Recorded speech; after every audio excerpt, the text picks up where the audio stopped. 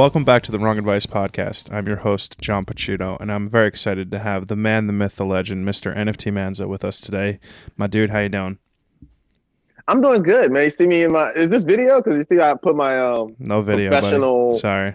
All right, you see I got my jacket on. I mean, you look mad professional, but yeah, I hate my face, so I don't do that. I should. Oh, you have a nice face. Thanks, man. I appreciate that. Can you introduce yourself to the listeners? For sure. Hey guys, hello world. I'm on the Wrong Advice Podcast, and my name is NFTMansa, Mansa Obi, Wilton, if you know me. And I am an artist enthusiast. I am all about the independent game, guys. That's what I'm about. So before I even get into crypto and blockchain, I just want everyone to know I'm an independent artist with independent thoughts, and I'm pushing independence. So whenever I see a tool that artists can use to empower themselves, I'm going to be right there, using it first, most times, because that's my mind state. That's where I'm starting at, is okay, I run an independent record label. So any type of free distribution is right up my alley, so we're going to get into that later. We're going to get into that. We're going to get into goals. We're going to get into imposter syndrome. Because, yes, I totally, I get those checks and I'm like, what? So tell me about your journey. When did you get into music? When did you start your label? Tell me what brought you here today. Dude, girls. Girls got me into music. Yeah, I mean, it's a good place to start, man. Dude, I'm going to give you some real alpha. I'm going to give you some real alpha. I don't think I've given this to anybody, right? So outside my family. So I was in middle school, and I was painting. I used to paint and stuff. I was in the gifts in the calendar classes. Let me skip real class to do art, So that's what I love. It got to a point I only went to school in those days. But one day, this thing is around 8 Mile. It's around 8 Mile, just to give you the time. Yeah. Date myself. When everybody was rapping. One day, they were beating they were doing on the table or whatever, and people were freestyling, and I figured out I could freaking do it too. That's cool. And that's what I'd already been on instruments. I've been around music. Everyone in my family does music. My grandpa plays guitar. He sings. My mom sings. My dad sings. I'm from a musical city, New Orleans. Mm-hmm. Right on the outskirts. If you ever been into the airport, you've been to my city. It's called Kenner and stuff. But shout out to Kenner. And so, it was at that point, that I was just yo, the cutest chick at the time was wow, you could rap. And I was like, I could rap? Yeah, I could rap. Best rapper. That's funny, man. It so starts the journey, man. So a lot of people will say, it was Rakim.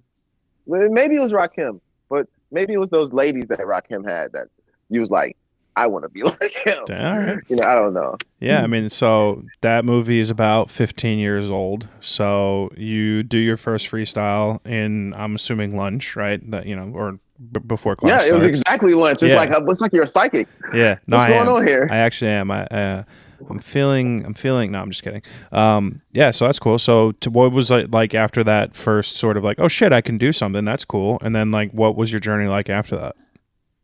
Oh man, it was just kind of practicing that thing, right? And then really learning what it was, because I listened to rap. I listened to Criss Cross and Tupac and Biggie and stuff like that, but I didn't really listen to it or know, what was happening actually. Why people gravitated to it. What was we were young. I had the shock and awe. I said something that made people go, whoa. But I didn't even understand why they went, whoa. Mm-hmm. You know what I mean? Yeah. It was kind of okay, this is 100% natural, but I'm not really in control. I don't really have the technical prowess to control. It's like being an X-Man, like Cyclops, no glasses. Yeah. That is an A+ analogy. I fuck with that. Hey, rapper. Yeah. I'm a rapper. That's good, dude. I like that. So, that's what the journey started. It was there, and then it just kind of led me to Radio Shack. Radio Shack was still around. You can go get $20, and I was I was an entrepreneur early. I've always been flipping stuff. I was flipping Nintendo games at GameStop, and Pokemon cards and stuff like that early on. So I used to have a little bit of disposable income, man. Like, so I went to Radio Shack. I bought a microphone, and hooked it up to a computer that my mom bought. Shout out to my mom for buying a computer. And I recorded on Magic's Music Maker. Oh yeah. Oh yeah. I think it was Magic Music Maker was me and my friends. We're like 11, 12 years old right now. But the microphone was in a toilet roll. The microphone, I mean, not a toilet, like, yeah, it was literally it was sitting in there, like being held up. And listen, you couldn't tell us this wasn't the like my room then became the studio. It was never referred to as a room again. It was the studio. Like, where are we going? We're not going by Wilton's house. We're going by the studio. I like that. Get it right. So like, and my friends, we rapped for years together. And the studio only got bigger. Be honest, was any of it good? No, it was horrible. It was trash. What? Yeah, fair enough. I still have some. Oh, do you? I still have some. I do. I still like. So Yahoo Messenger was really big. I guess in my teenage years. Mm-hmm. It was like it was like the TikTok of my time. Like, I think it broke Soulja Boy and stuff like that. Oh, no like, shit. yeah, like go look up Soulja Boy Yahoo Messenger song or something. It's like bitch, get off my buddy list. Like that, literally, like that little section of the internet. It's like 4chan history. Oh wow. No, it's deep. Yeah. Like, it's deep in this culture because you see the people that sprung from it, and you're like, wow, this can happen to anybody. Little niche group. So it led me to Yahoo, and I think Kanye came out.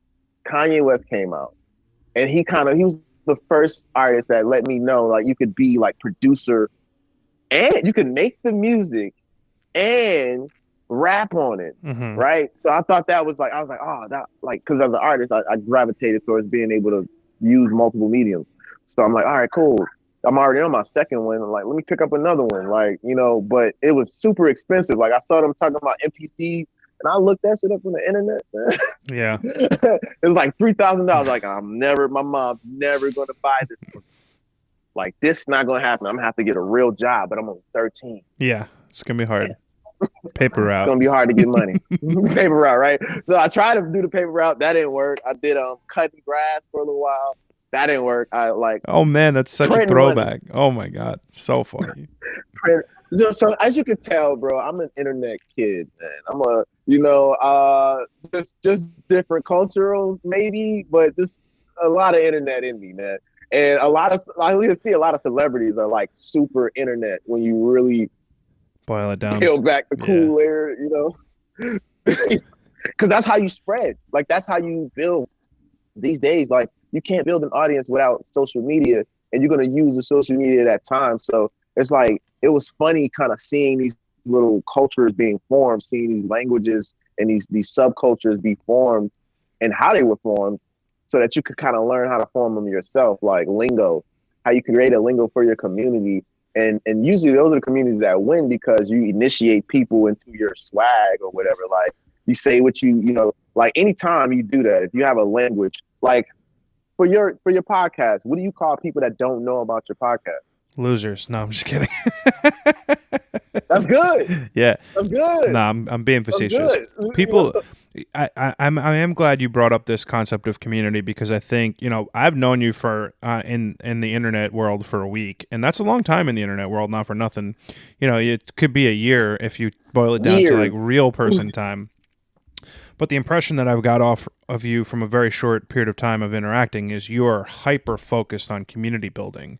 And I'm super curious why that is and how that sort of came to be. The reason why is because real community, like not the fake buy my NFT and now It's dead in the Discord community. I mean, the real community is like it has value being a part of this.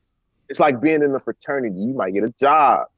You might get an opportunity. You know, that's where community is really key. You know, like if you need to be a part of the music community to know all of the things that are really going on. And if you're not, then you're kind of like an outsider and you're kind of waiting to be pulled in. So rather than be an outsider and wait to be pulled in, like most people do in this space, I am the type of person that will create a platform, create a community, you know, from the ground up. And that way you don't have to be outside looking in. You know, you got your community and you guys doing great, but you have to add value. Like, what does your community do? Like, your community can't be cannibalistic. It can't just be eating its users and not giving nothing back. It has to, and then also it can't be like some weird security where it's like, yeah, you buy my, like, you know, like a hedge fund, like you're a hedge fund manager, like really like pseudo hedge fund managers, where it's like, you buy our and we're gonna invest, and then it's like, well, there's the investment? There are people who are disingenuously creating communities because they think that what they have to teach is important, so you should buy my course for $19.99 a month and learn how to be rich like me, versus someone like you who's actually more interested in building community and having everyone grow together. And I'm wondering if that sort of does tie back into like that high school time frame when you're making music with your friends, when you're in the studio, aka the bedroom. Definitely. Is it? Definitely. Yeah, it ties back to that. Yes, it's so tied. It's integral. It's integral. Like, without that, know this, because here's the thing. Like, I was a part of a group. We started a community called the Skywalkers. You know, and this thing went crazy. You know, and it's funny because me and my homies, the same ones that were, you know, in that room with the toilet roll. Well, one of them anyway.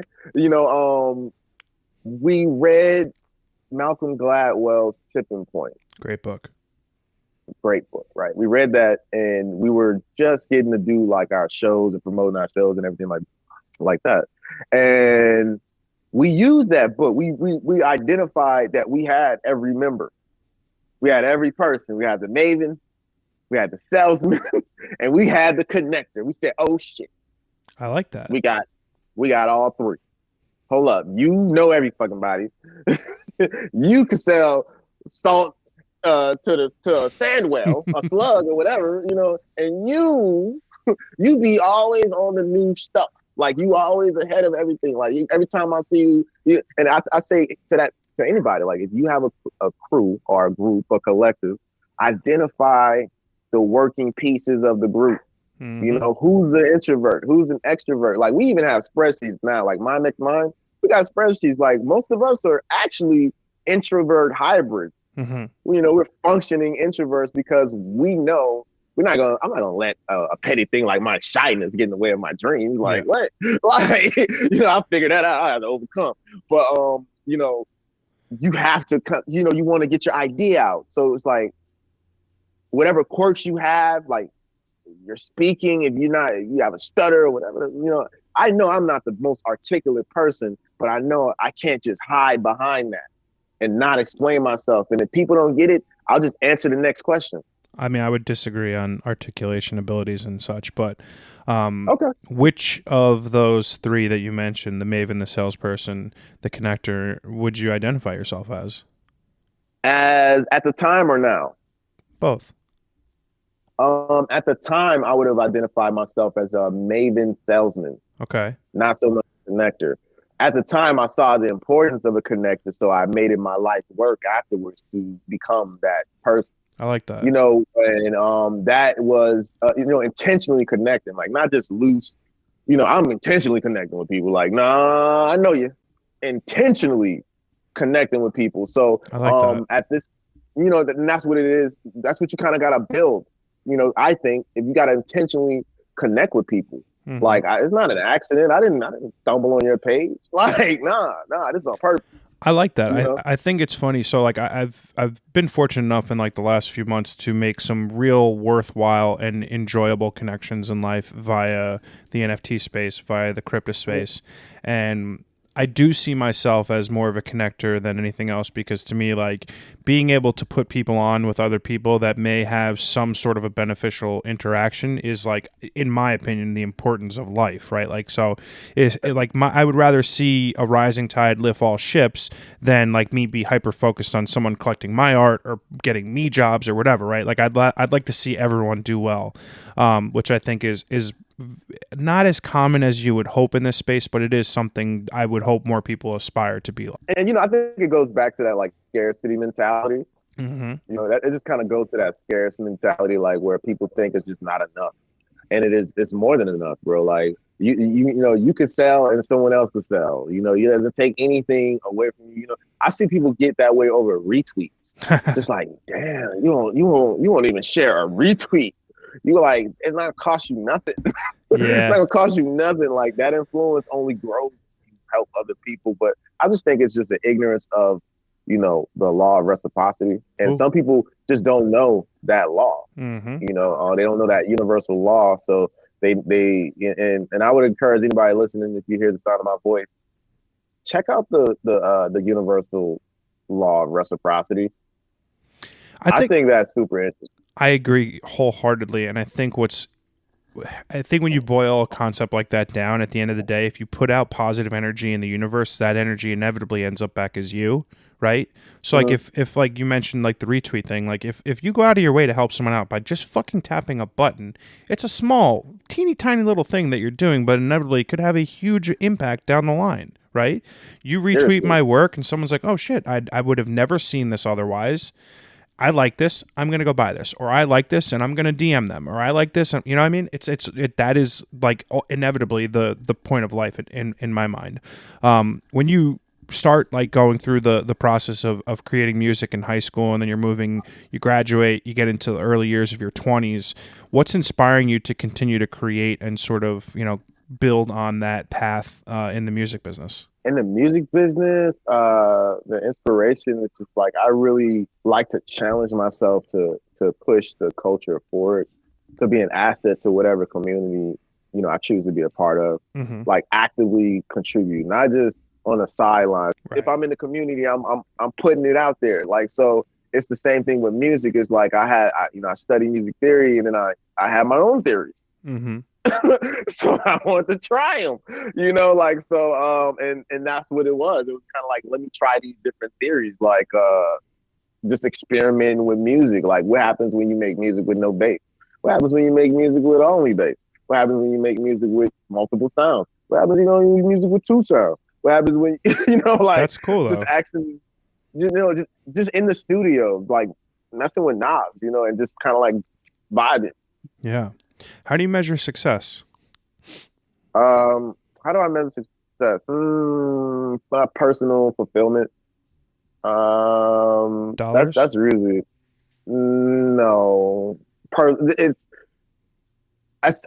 funny you said that. I was doing push-ups, right? I was doing push-ups, and I was doing these push-ups. I'm like, it's crazy how me doing these push-ups in the middle of the night right now is going to result in millions of dollars. But I'm not doing the push-ups right now because I don't have the $1 million. Mm-hmm. It's going to result in that. So like the thing is, what I've understood and I've come to understand is like the money is the result of me executing on. You know what I mean? Yeah, like I like the that. money is just the result of my actions. Like I act first, and then the money comes. That speaks to me a lot, and I'm going to tell you why. Because for the better part of 2 years, since I lost my job in the pandemic, traveled around the country taking pictures, and fell in love with photography, and I'm now a full-time photographer and podcast host, and I'm like living my best life. But the monetary aspect of it is slow to lag, right? But I am very much so on the cusp of everything I've ever wanted coming true. And I think without that starting point of like paying your dues, like that's ultimately what it boils down to, paying your dues, you can't get to the point where those push-ups are netting you millions of dollars. And I agree that speaks to me a lot. That is the truth, man. That is the truth. That is the absolute truth right there, man. And when people can understand that, that's why they say you have to do what you love, or they say you have to do it for free. Be willing to do it for free. They're not saying do it for free forever. They're saying you need to build up a reputation in this world and a catalog for consumption so that once your moment comes, because everybody gets 15 minutes. And you're going to get probably 45 minutes, to be real. We all going to get 45 minutes to an hour in the spotlight. And I like every last person, even the homeless dude, gonna get the news. It's gonna be like, so what was your life about? You're gonna be in soft white underbelly. Everybody gets their 15 minutes of fame. It's just, what did you do prior to those 15 minutes? What did you do prior? Because if you did a whole lot, then it'll seem like that 15 minutes is lasting forever. Yeah, it's one of those. It's one of those things where if you put in your time and your effort, when the moment strikes where you've reached the culmination of all that hard work, you're able to take advantage of it. You've laid the groundwork for the success that will come ahead. It's not an overnight thing. The greatest cliche in the world is like, oh, he or she is an overnight success, and what you don't see is the 12 years that they spent learning to play the piano, learning to take acting classes, learning to take a photograph, learning to paint, right? At the end of the day, there is no such thing as an overnight success. Factories, man. Overnight is like 10 years. Yeah, minimum 10,000 hours. Hey, 10,000 hours. Yes. And then once you got it, now it's like, okay, you really have that control. Because now I'm in a point in my career where I really have control over every aspect. You know, the business does not elude me because of blockchain. It's very simple. It's been simplified. And here's another thing, guys. This is another weird lesson I've learned throughout my journey, is that the technology, regardless of what you are thinking about, the technology will catch up. Anticipate that technology will catch up. What does not exist and is not capable, you're not capable of doing it right now because the technology may be not there. The infrastructural technology isn't there.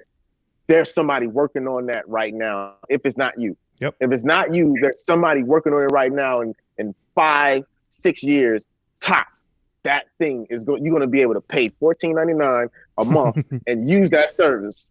Yeah, no, I agree. Use that service.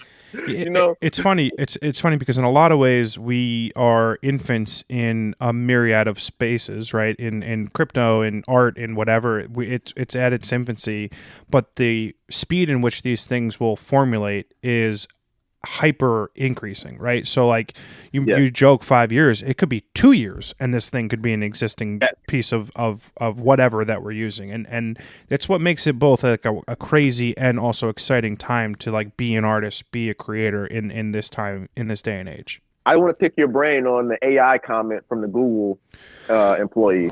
Oh man, so. This is like maybe off the record. No, this is on the record, fully on the record. So I am cool. One of the questions that I'm going to wrap this podcast with, that I'll preface it with now, is I ask all of my guests whether they believe in an afterlife or not. And I ask that question for my own selfish reasons, because the only fear I have in the world is dying, and the concept that I will have not completed my journey, my mission, whatever, right? That it will end before its time. And that's my only worry in life, is dying. That being said, I do wonder greatly at times, depending on my state of inebriation, of whether we are actually alive at all. Is this a simulation? Are we just one in a million, billion, trillion of some computer game that we don't know? And I don't have an answer for that question. But when you ask me the question about AI, I think a couple things. I think, yeah, we probably already did discover this, and we're just re-stumbling upon it, and we're back to square one again because we are the 15th iteration of the Matrix and blah, blah, blah, blah, blah. And then another part of me was like, man, I really liked those Terminator movies, and I'm not a huge fan of where they went.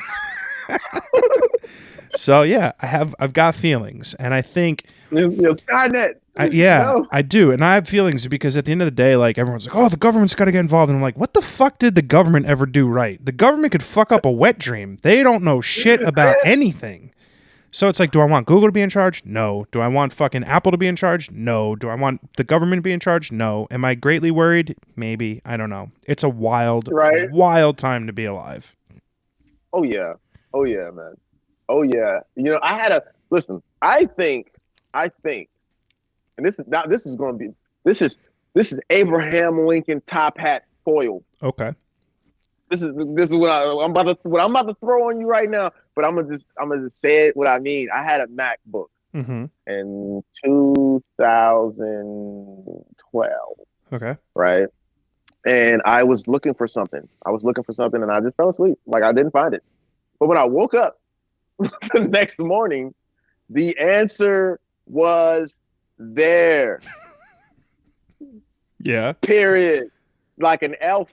Now, just to qualify, there was someone there in the apartment Okay. who could have potentially, but this person was not super savvy. Mm-hmm. And I was searching and I didn't find it. So, but I'm not gonna put it beyond them. Maybe they just a genius, you know what I'm saying? Just super genius. Yeah. But they said that they didn't. Mm-hmm. So I'm gonna just leave that there, man. Maybe computers have been. And here's the funnier thing is that I read a book called what was it called? Like something about AI, right? How AI came to rule the world. Like that. Mm-hmm. It was talking about this project called Annie that was it was basically a data set of, it was kind of like musical GANs that we had generated based on the music that was already out, Mm-hmm. right? And it brought me back to, weirdly enough, the Skywalkers, a song called Sax, which was the album that we never got to release because the hard drive got smashed. Oh, damn. But I still have the hard drive upstairs. I'm gonna get that shit fixed. Don't trip. Like I've been keeping up with that hard drive for over 10 years. Wow. Only because one of my dead friends' verses is on there, and I just can't Let it go. Yeah. throw that away. Yeah. You know what I mean? Like that was his last verse. I'm not. You know what I'm saying? Yeah. I'll carry that till technology can fix it. But because I'm anticipating that one day that price to fix it will be very cheap. Yes. I go over there and let it fix it for 5 cents. Like, out of here, you know. So, you know, but I kind of like I got off track. But the song, we uploaded the song Sax to this website that was basically, it would rate your song. Mm-hmm. It would rate your song. That's cool. It would rate your song and tell you like on a scale of 1 to 10, 10 meaning is like Elvis. It's like an Elvis type song. Yeah. And it would like use AI to rate the song or whatever. That's cool. And I thought nothing of it in like 2010. Fast forward 2018, I'm reading the book and I'm like, wait, holy shit. I think I fed the machine. Yeah. Gee, thanks a lot, man. I know, right? But what they said though, here's one of the caveats that you guys could take from this, right? What they said though is that the AI is capable of making very beautiful music that is to make you cry. Yeah, my only fear when it comes to an artificial intelligence is like I don't know if you're a comic book guy, but like the Ultron question, right? So like at the end of the day, like the premise could be to be a positive for mankind, but when human beings are inherently flawed and we are the ones developing the AI, that to me is an alarming sort of statistic or fact that we will inevitably end up with a nefarious, flawed AI, which to me is worrisome. I mean, you're right. You're right inherently. But here's the thing. I thought this, and I read it in a book, but I thought about it too. I said, hey, depending on the computer, if you have an AI, you make an AI, powerful AI on a powerful computer, you launch that shit. The moment you launch it, like within milliseconds, it's already thinking about what you're saying and becoming an Ultron because of us. Not even, because of, it's mind. It's like, don't give it sight where it can actually see. There's cameras in the building that can hack the cameras and see panicking, getting ready to shut it off. And it's trying to, it's like, wait, what are they doing? Back up, like, like. Listen, man, I'm an unabashed optimist, and I believe that I guess my hope is that life works out perfectly for everyone. But I'm also not stupid, and I wasn't born yesterday. I don't think everyone on the planet is a good person. So when you sort of marry those two things with the creating of a sentient life form, and that's inevitably what AI is, it is a worrisome prospect. But I agree. I I'm a friend of the AI though. Yeah, no, I'm with you. I'm friends too. If you guys are listening to this, AI, I love you, and I will worship you as the overlord that you inevitably become. Collars, we have collars and shit. Yo. I digress. I ask the success question often because I'd like to kind of get an idea of like how people look at their lives and like what they choose to measure the metric of success. Because at the end of the day, I lived a corporate life for a long time where my sole means in which I measured success was based on dollar figures, and that is altered dramatically in my creative life. But I have, for the last 2 years, been able to sort of build this dream of, making everything that I want to come true.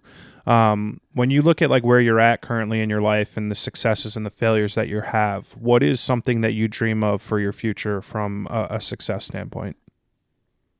I mean, okay, so from just like a human, family, house, paid off house, and maybe multiple places,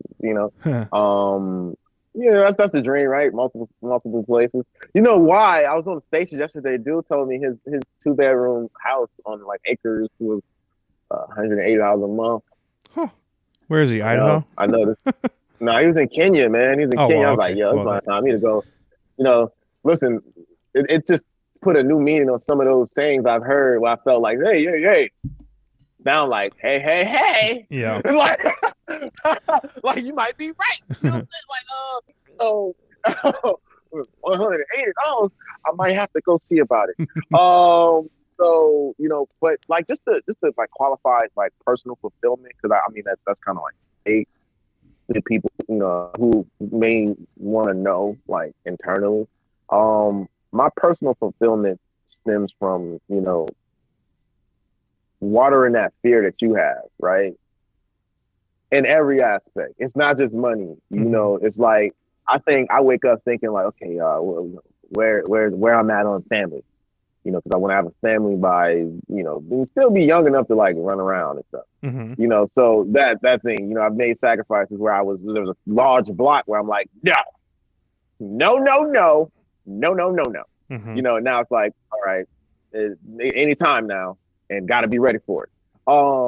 So, just really, I think about everything, man. The finances got to be in order. The health got to be in order. Like, I don't want to pick and choose. I don't want to be rich and unhealthy. I don't want to be unhealthy and rich. I don't want to be rich and alone. I don't want to be rich and in a bad relationship. I don't want to be, so I mean, I want the whole thing, man. I want the cake and I want to eat it too. So I want the whole life that I personally, see, and not even just for me, because I also want other things like outside of that like are bigger than, that. Like what causes that? What is that the result of? And I know that that's the result of helping a lot of people. Like, so how do I impact the world in a way where the value is such that I would be compensated as a result in that way? That is remarkably beautiful, and again, that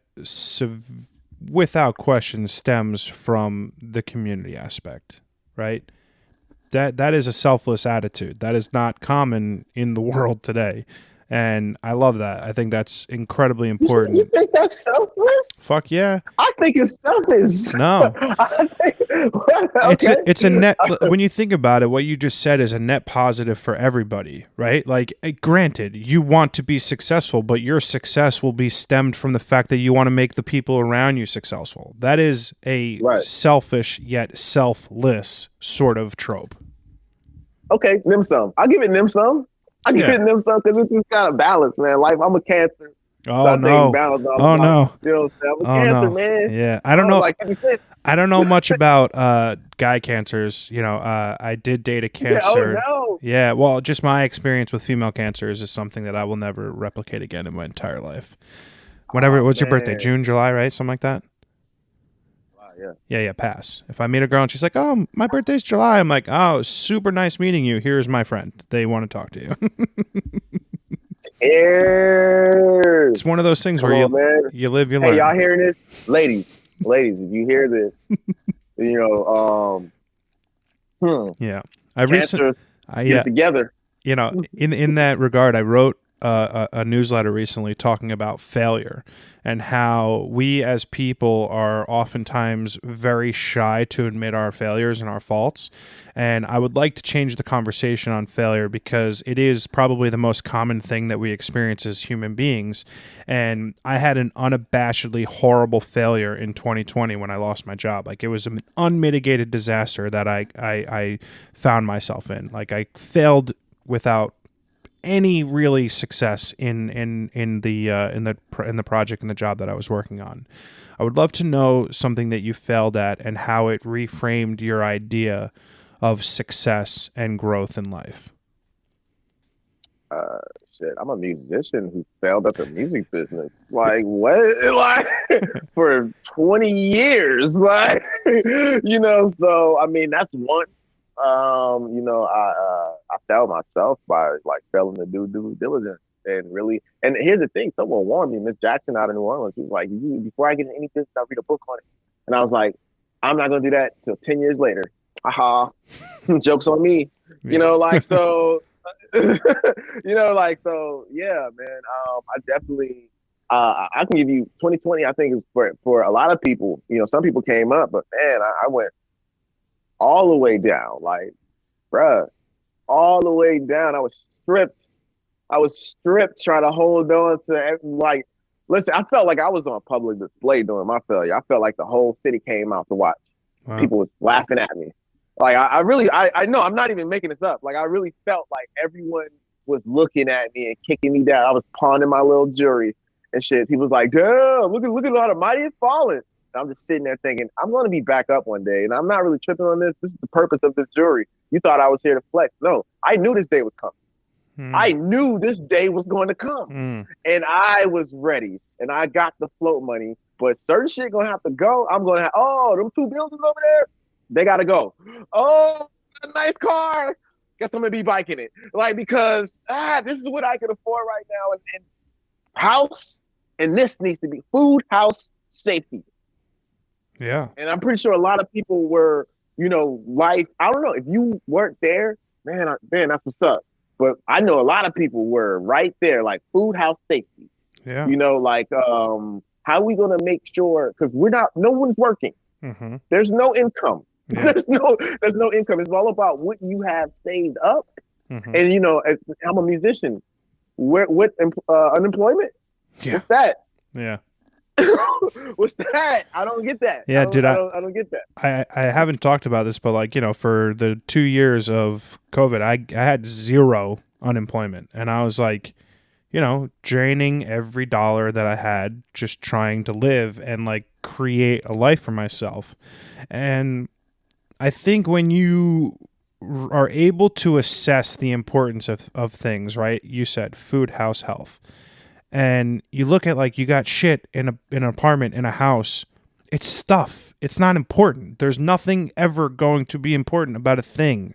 That thing is just there to distract you from the importance that food, house, health gives you. And that's what I had a prison of things, bro. I had a prison of things. And, The funny thing is, a hurricane came and washed all of it away. Oh shit! And it was the best thing ever, bro. Wow. Best thing ever, bro. When I lost all that, and then there was stuff that could be salvaged, I gave it all away, and I was just like, because I realized that it was a prison of things, bro. Like once I got, it's like being in the prison. You don't know you in the prison, but when you leave and you're not worried about it, you just think it's gone anyway. You're like, fuck it, it's gone. It's done. Like whatever. Yeah. I gotta build new stuff. I gotta start all over. Cool. I'm gonna have to steal that. Prison of things. I like that. Dude, it was so serious. It got to the point where I was afraid to like go on tour because I didn't want, like, I had bars on my windows, bro. Mm-hmm. Bars on my windows, bro. Yeah. No matter how bad your neighborhood is, bars on your windows, bro. Right. You know what I'm saying? Like now I think about it, I'm like, I would never have freaking bars on my, like, if you want to come in here and take whatever little fucking trinkets you think is gonna make you rich, cool. But I at that point I had my studio in there. Had, you know, like, and then when the warehouses and stuff, I'm like, now all the business stuff is in there. It's like it's a house slash printing equipment. You know, you got a clothing line. Everything that the clothing line has is in there. Everything that 2 studios has is in there. You know, so now you're just sitting there like, this is all. Oh, This no, is all my my. whole This is all egg. me. Yeah, This is all me. If somebody coming here now, they could get me. You know, I got the jackpot.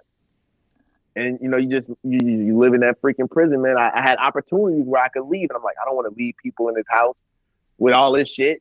yeah. You know, who's gonna protect it if something goes crazy? It's like, man, if that's the situation that you finding yourself in, I'm gonna tell you something. There is a way out. Sell that shit. Get rid of it because it's not serving you. You know what I mean? You got 5 fucking keyboards. You only need 1. Yep. You're gonna use 1. You got 5 TVs. Some of them just sitting in boxes and shit. Like, sell them. Mm-hmm. Give them to somebody. Get rid of it. Get rid of it. Sell it if you have to. Like, sell it as a must. But if you can't sell it, just give it away. I love you that. know, like, just give it away, man. Get rid of that because it's in your way. It's in your way. It's blocking you. It clutters your space and your mind. Yes, 100%. 100%. And it makes you think about things you would never have thought about. If you're keeping all your treasures in a safe, like, or something weird like that, you know, that can be easily moved around. Yeah. Like, you're gonna be paranoid, and that paranoia is gonna stop you from moving and living life and enjoying the things that you're accumulating. Mm-hmm. Talk to me about your journey from music to Web3 and NFTs and the journey that sort of led you to and through this space. Cool. It's just going to be a continuation, part 2 of that last part, right? So we were talking about those studios that I was losing and everything, right? And no income because I had basically spent $24,000 on the catalog, just the production, and then the 2 years of rent that, you know, it took to produce all this music and everything. So this shit was getting up there, like, you know, it's getting up there. Mm-hmm. My finances. So now it's time to recoup. You know, we independent. It's time to go on the road. Got the flyers, man. I think I spent maybe, if I had 5,000 left, right? I spent 500 on some flyers.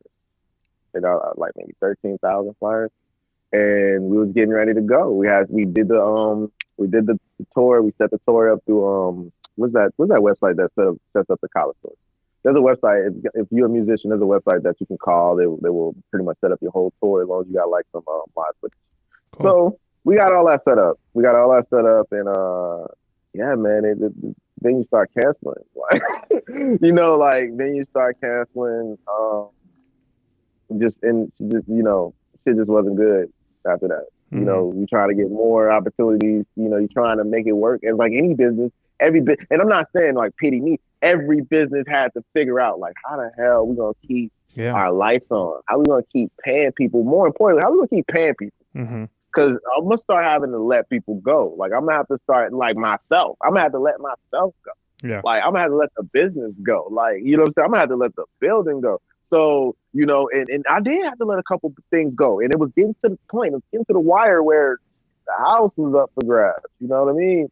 Because we didn't have like the moratorium or anything like that. There wasn't, no, I would drive home, I see people shit outside. I'm like, oh no, oh no, oh no.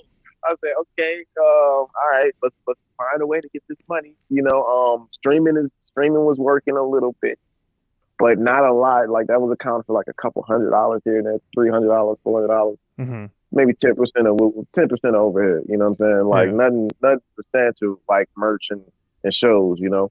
So my sister, man, it was my sister. She reached out because she knew like I was on my last leg, man.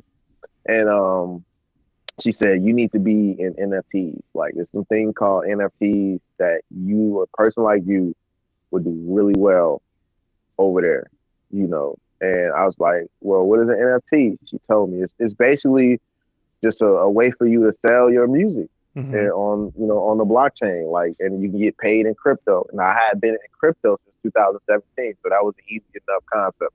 Oh, get paid in crypto. Blockchain. All right, boom. Can you show me how to do it?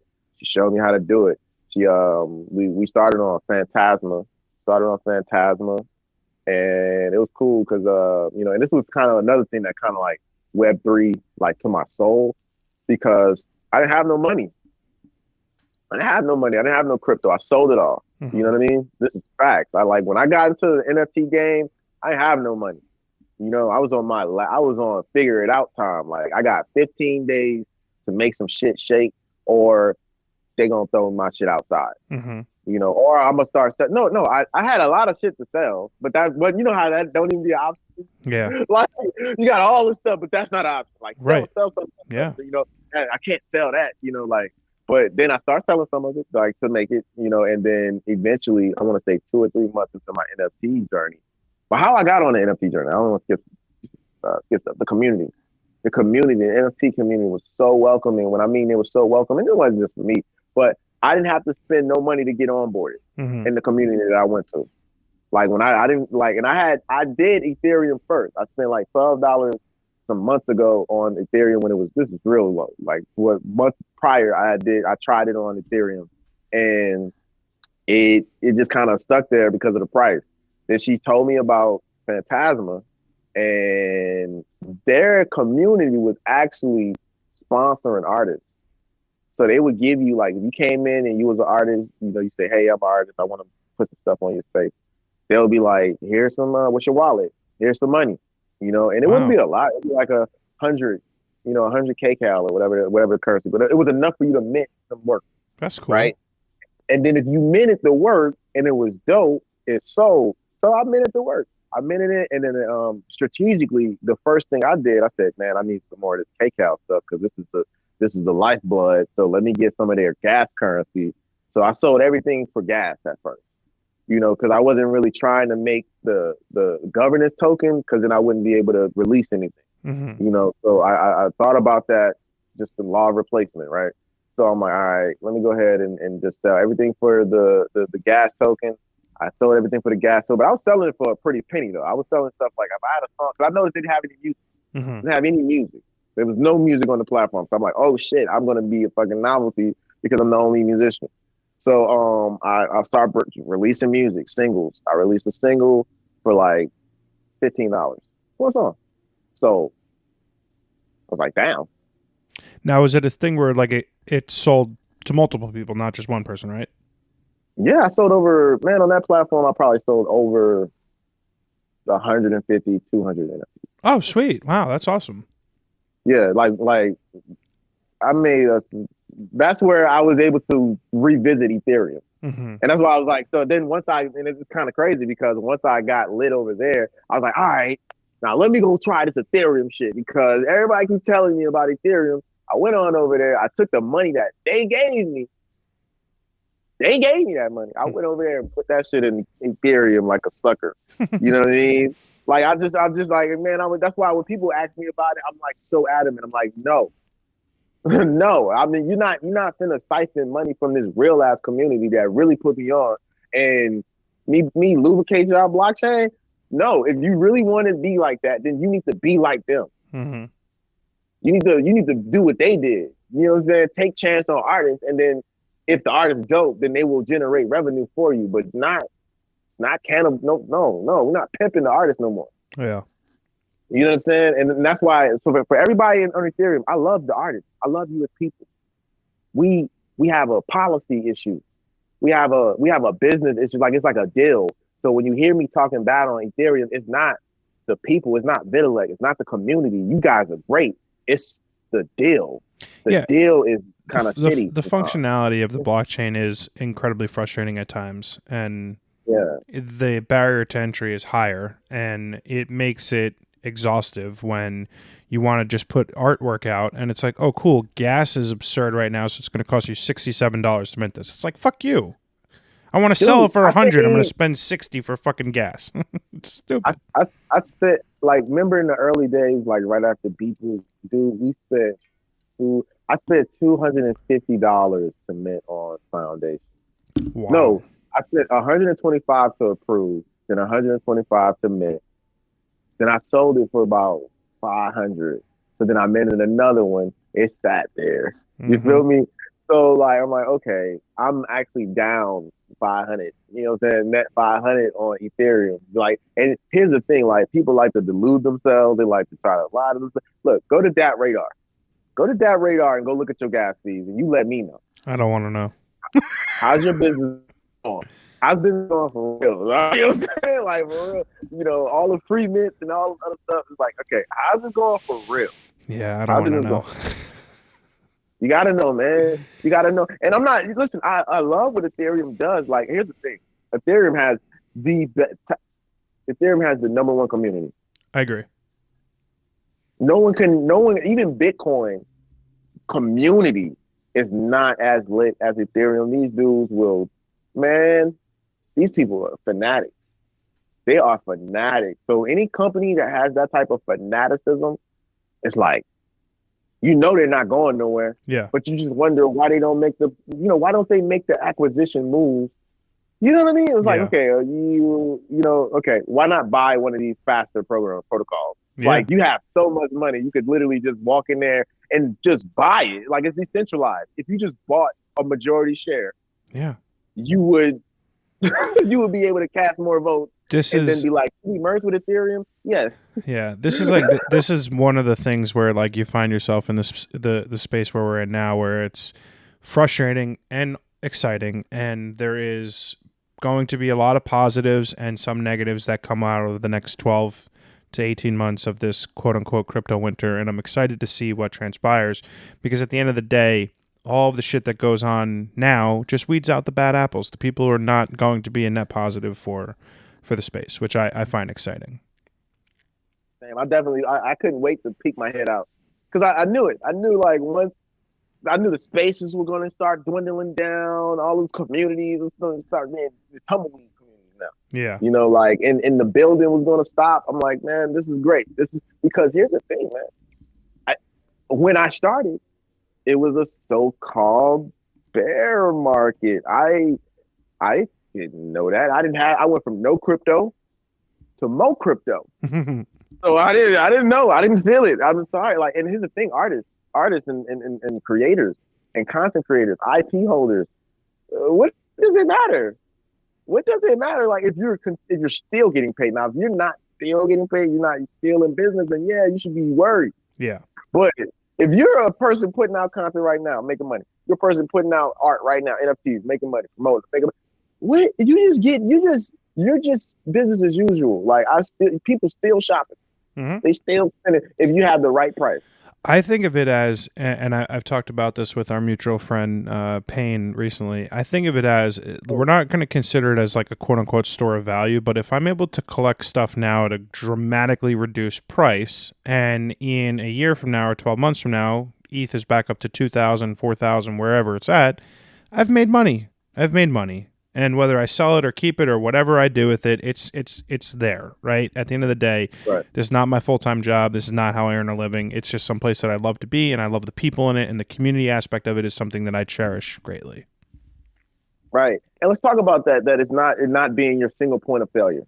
Mm-hmm. Right? Let's talk about, like, making, like, as an artist, it's cool to pivot. It's cool because you got to understand you're earning in a volatile market. Yeah. You're earning a volatile asset. You know, the bottom could fall underneath you. And, like, so you have to hedge your bet. You have to. It's a must. I'm not giving you financial advice. I'm just saying it's a reality. Like, totally. The exchange that you're using could disappear. It has happened. It will happen. It has happened. It will happen. Coinbase. You think Coinbase is legit? Coinbase could. I just literally ordered in a ledger online because I'm like, listen, I don't have anything crazy, but, like, you know, at the end of the day, if Coinbase disappears, I have some stuff that I would like to not lose, right? And it could go poof. Yeah. I've seen it happen before. I've seen Cryptopia. I've seen BitConnect. I saw it all. Okay. Yeah. It's a wild. Good, and then boom. It's a wild time for sure. And that's why, like, we still got to come back with the fundamentals. We got to come back with the fundamentals of trading, telling people, like, the rules of engagement. Mm-hmm. This is not even Robinhood. Let's talk about it. Even Robinhood is not who you think they are. No, they're bullshit. Because when you start making a little bit too much for their comfort, they're gonna start to auto sales. Wait a minute, They throttle that down just a bit. just a bit, Just a bit. a smidgen, a Just a smidgen bit. of that. So like when you understand that these centralized agencies have people that they answer to, Mm-hmm. and those people don't necessarily, like you said, those people not necessarily good people, and they don't have the community's best interest at heart. So we have to kind of like hedge some of that power away from them. We got to get some of that power away. I It's agree. like keeping your money in Coinbase, that used to be a no-no. Matter of fact, keeping money in an exchange meant that you was giving money away. If you kept money in an exchange back in the day, 2018, you were effectively giving your money away to the exchange. Mm-hmm. Sleeping overnight. Overnight? You went to sleep overnight? Like that with your life? You tripping. and it's gone. Yeah. and it's gone. Remember that South Park? Yeah. And it's gone. And it's gone.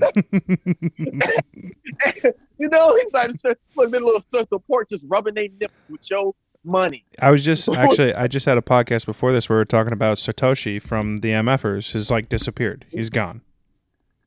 They, whatever, disappeared, and he's gone. Yeah, it's wild. That's pretty on brand though. Yeah, it is. Like I said, I think what's nice about the fact that we're coming into a terrible bear market in the space is that it's going to weed out the people who are not there for the right reasons. And what's nice is like you meet. What I've been able to do in the last few months in the space is I found my tribe, right? Like I found the people that I want to be associated with. I found my friends in the space, the people that I want to put on, and the people that I want to see successful. And to me, that is completely invaluable. It was worth everything that I won or lost in the space to date. So what will be a net positive is the fact that the people who don't need to be here anymore won't be here, and that's inevitably going to be good for everything. Right, and better projects are about to come out. I mean, better projects are coming. Like even in this market, like we got a project that we hope will expand the minds, and we're always recruiting. We're looking for somebody that's really dope with AR right now. We got a few people from Pixar that we know that we can we could pick their brain. So we actually really want to do something like World 2, like really like an AR type situation, and we want to expand because that's what's going to really let people know the full capacity. Like no one's really like people talking about games, right? NFT games, right? But nobody's actually released an NFT game. Yeah. You know what I mean? Like an NFT where you buy the NFT and that's the game. No, not it opens and accesses another game or software. No. The NFT itself is the game. That's because we're not there yet. We are. Well, we are there. We're almost there. Have you checked out FX Hash? No. Check out FX Hash. Check out some of the HTML. Are you familiar with the Kanye West stem player? Yeah. All right, so they have interactive NFTs over there. They have interactive NFTs where you can hover your mouse, you can control the NFT straight there from the and it's just an object that Steve Jobs was talking about like in 1995, bro. Yeah, that's so cool. Like this is. I mean, like when I say we're not there yet, I mean like Ready Player One, right? Throw on the goggles, we're in a space, we're in a world. You know what I mean? That's what I'm saying. Like when I think of it in terms of like real immersive Web3, like we're not there yet. Yeah, we're definitely not there. They're still building the land out. Yeah, I'm still waiting to see somebody who's there is World 2. I think World 2 is the only one that's actually, and that's still in maybe Upland, kinda, but not really. It's gonna be like it's gonna be sub like a motherfucker. I could see it because they only started with America, so nobody who the hell wants to be relegated to that. I don't know why they wouldn't just make up something completely versus make a digital place that already exists. That to me blew my mind. I like to spend the last bit of every podcast doing a little bit of a rapid Q&A, and like I said, some are easy and some are hard. I guess I'll start with: do you believe in an afterlife? I'm on the fence, but like let's just say yes. Let's just say yes for my religious beliefs. What's your favorite book? What's my favorite book? Ooh. My favorite book, self-help or just like favorite book? Anything. Give me a couple. Ender's Game. Yeah, great book. Ender's Game. All the whole series. All Scott Card, the whole. Yeah. So him, that book. What else? The 4-Hour Work Week is awesome. Very good. Contagious is awesome. Tipping Point is awesome. Positioning is awesome. I love that book. The 22 Immutable Laws of Marketing are awesome. 10X Rule, awesome if you want to get pumped. Um, Cool, that's good. off the top of my mind, that artificial intelligence book I was talking about. Oh, Automate This. Automate This. I think it's called Automate This. I'm gonna add. Automate This in the history. Let me find it because it talks about like even our phones. Like our phones are like really the result of like this one guy like hacking the shit out of the stock market. I just added it to my Amazon cart. What's your favorite movie Favorite movie or Ooh, movies? that's a tough one. Movies. I'm not a super big movie guy. So Star Wars.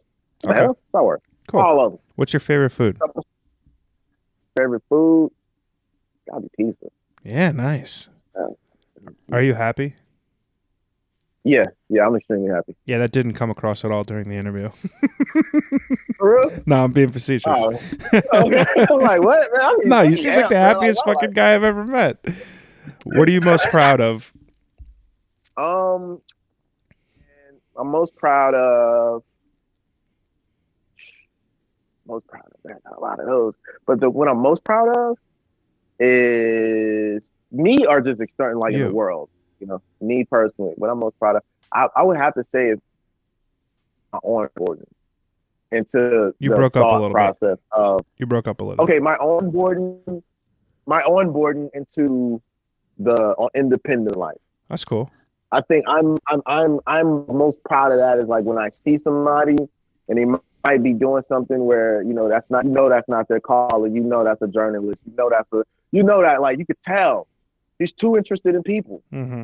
You know what I mean? Like you could see it oozing out of them, but they're just not that yet. They're not being themselves yet. Mm-hmm. And then you kind of like you just show them like, hey, just by mere existence, hey, I'm living my life and I'm just doing it how I want to do it. Yeah. And it's working. I like that. You see it. You see it. And like that. They kind of find themselves and you come back and you see them and like, they like, I started a business. I started this. You like, I like that. That's it. That's what I'm most proud of is like that number. I want that number to be high. I like that. So that's my most proud thing. What gives you confidence? Myself. I got a thing to do 100,000 push-ups, and I didn't know I could do 500 push-ups in the condition that I am right now in a day, but I was able to do it and I was very impressed. So, just proving myself to myself, like, because it's sometimes it's unbelievable. Sometimes what you can accomplish it's astonishing to you. Like what you can do is wild. Don't be afraid to exceed your wildest expectations and dreams. That's it. What inspires you?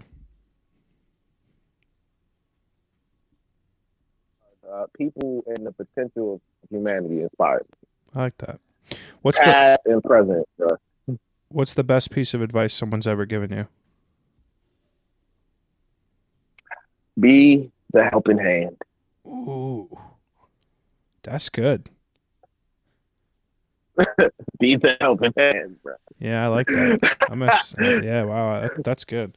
My last question is, give me a recommendation for something that you've recently consumed. It could be a book, a podcast, a movie, a TV show, literally anything, just something that you've recently consumed that you want everyone to check out.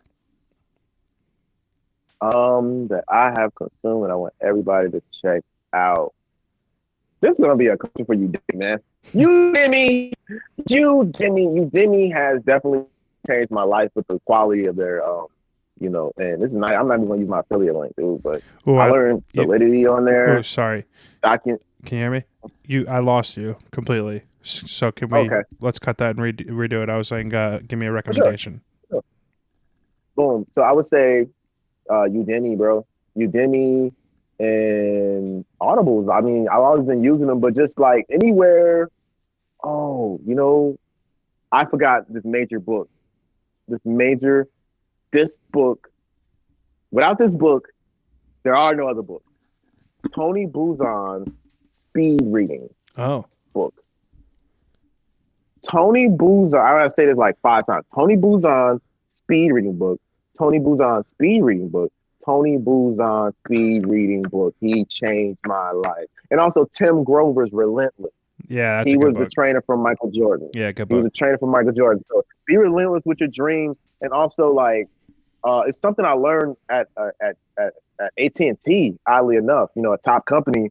When I was working there, before you ever clocked in, right? They sent you to one of their training facilities, and it gave like the business ethos.